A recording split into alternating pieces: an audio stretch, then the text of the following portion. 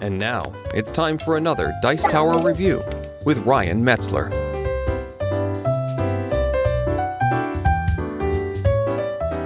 Hey everybody, it's Ryan Metzler here again, and today we're going to check out a empire building game, which is actually an area control game called 8-Minute Empire. This is from Red Raven Games. So this is the designers of Empires of the Void and City of Iron. You're going to be looking at a game here that is supposedly going to play in 8 minutes, and is supposedly empire building, but as I just told you, not really. Anyhow, the game is very fast to play. Why don't we just dive right into it, take a look at what you get inside of this box and how the game plays, and then we'll come back here and we'll get my final opinions on 8-Minute Empire. So here you can see the components for 8-Minute Empire. We've set this game up with a 4-player game. Now that means that we're going to play to the point where everybody has 8 cards. And that will change dependent on the number of players. It's fewer with more players and more with fewer players. So with 2 players, you play until each player has 13 cards. Each player starts the game with 14 armies, 3 of which are in the center of the board as their starting location. They also start with 3 cities, which we can see are these little cylinders, and you can never have more than 3 cities. In addition, in a 4-player game, each player is going to start with 8 money. And that is the maximum amount of money they will have throughout the entire game. You will never earn more money, so you won't need more coins than you start the game with. On a player's turn, well, actually before the game, why don't we go over that? Before the game is going to be a blind bid. Each player is going to take their money into their hand, they're going to put some money in one hand, and they're going to bid for first player. That player will start the game. And the player to their right will, of course, end the game because they'll be the last one to pick up their 8th card in the 4-player game. Everyone will bid their money, and you'll reveal, and whoever bids the most money is going to be the first player, and they will pay that money to the bank while everyone else will keep their money. And that money will be out of the game permanently because you never get any money back. So buying first player will limit, of course, what you can buy later in the game. From that point on, each player is going to take their turn, and on their turn they're going to do several things. But the first thing they're going to do is they're going to choose one of these cards out in this area to buy, and you always must buy a card. The cost for the cards are listed on the board. We can see 0, 1, 1, 2, 2, and 3. So if you want to buy the first card, it costs you nothing. But if you want to buy any of the second 2, it'll cost you 1. These 2 will cost you 2, and the last card will cost you 3. When you buy a card, you're buying it for multiple reasons. The first is that there's a resource printed on the top of the card. We can see carrots and trees. We have some type of gemstone, some coal, and what looks to be iron printed on these cards. These are resources you're trying to collect in order to earn points. And the more of them you collect, the more points you'll earn. So for example here, carrots. If I collect 2 carrots, or 3 carrots, it's worth 1 point. If I collect 5 carrots, it's worth 2 points. And if I collect 7 carrots, it's 3. 8 carrots is worth 5. However, other resources will be better. For example, it took 3 carrots to get 1 point, whereas it only takes 2 trees to get 1 point. Or it only takes 1 gem to get 1 point. So some resources better than others. So when you buy a card, you'll get to keep that resource until the end of the game, and depending on how many resources you have at the end of the game, you'll get points accordingly. In addition, each card has an action on it, and those actions are as follows. We'll look at this carrot here. This action with the cubes and the moving says that you can move up to 4 cubes, but not across water. So I could move up to 4 cubes, or up to 4 spaces. If I were the green player and I bought this card for nothing, I would set it in front of myself, and I would be able to move my cubes. So maybe I moved 1, 2, and I move 3 and 4 to adjacent areas on the board. That's how that's going to work, and of course we would replenish the cards appropriately. Putting that one out on the board, and now we have another gem.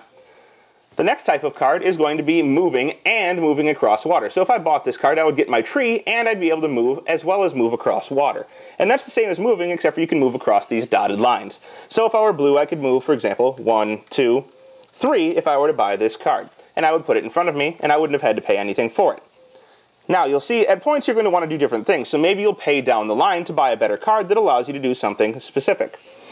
This card here is to build a city. Now this is important because when you build cities, they're first going to count as one person in an area for controlling areas, but second, they're going to give you a place to spawn more guys if you place more guys out on the board. And you can only either put guys in the starting area or in cities or areas where you have cities. So you're going to, if you get this card, place one of your cities out on the board somewhere where you happen to have one of your guys. So if yellow had moved around the board a little bit, maybe they could place a city out here, and now instead of putting all of their guys in the start area when they get new guys, they could place them out into this area and be able to move them further, faster. This card here, which just shows cubes appearing, is place new cubes, which is why it's important to have, of course, areas where you can place cubes, not just the start area, but the others. And there are many different types of cards, but they're mostly going to be placing cubes, so this one allows you to place more, or building cities, or moving cubes. There are some that will give you a choice between two, either placing or moving. So this one allows you to place 3 cubes or move 3 cubes. And there are even more that are and. So there are a couple cards that let you do placing and moving while you go through that.